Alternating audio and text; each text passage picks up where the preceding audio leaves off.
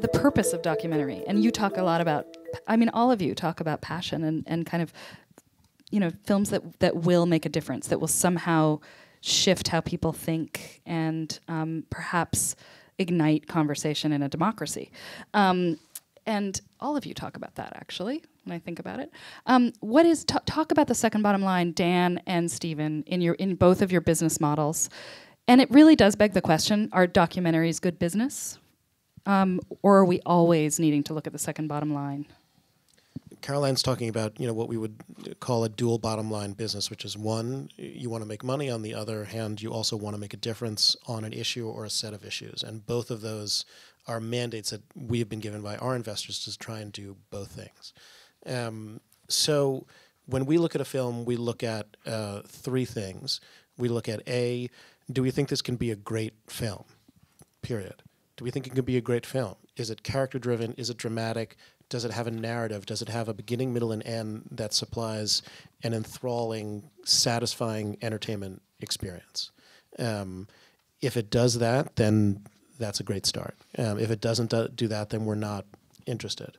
Number two is it about a compelling social issue? Is there something attached to it that gives it broader meaning outside of just being a story? It has to be a story that works as a story, but it also has to be more than that for us. And then the third element is it commercial? And there's maybe a little bit of history I should give to the idea of whether or not it's commercial. Is it commercial means very specifically, can we get the money back that we're putting into it? So the question of is it commercial is different for every film. If there's a film that's looking for $50,000, that's very different than a film looking for $450,000. When we look at a film and we see a budget for a film, I don't really pay a lot of attention actually to the budget of the film. I was a producer. I know what it takes to make a film, and I know what the appropriate budget is. But actually, from wearing my investor hat, what I do is I look at your film and then I look at the marketplace and I say, how much at the end of the day can I get back for this film? For most documentaries, 90% of what you're going to get back is going to be in television sales in the United States and internationally. And so I think about who I can sell the film to and what I can sell it to them for. So basically, there are these three different pieces we look at, and the commercial thing, we look very specifically about how much money does this film need. If a film makes sense on all of those three levels, then we go on and present it to our investors, and they consider each of those part of the decision around when they're going to get involved in the film and not. I just feel like I honestly go with my instincts.